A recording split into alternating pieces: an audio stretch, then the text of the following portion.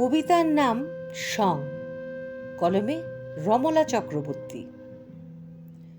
তুই যদি মা সং না সাজাতিস, সংসারটা কি থাকতো? সব বুঝেও অবুঝ সেজে সংসার জলে ভাসত।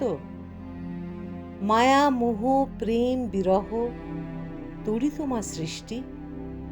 বিনি সুতোয় মালা গেথে ঝরায় মধুর মধুর বৃষ্টি।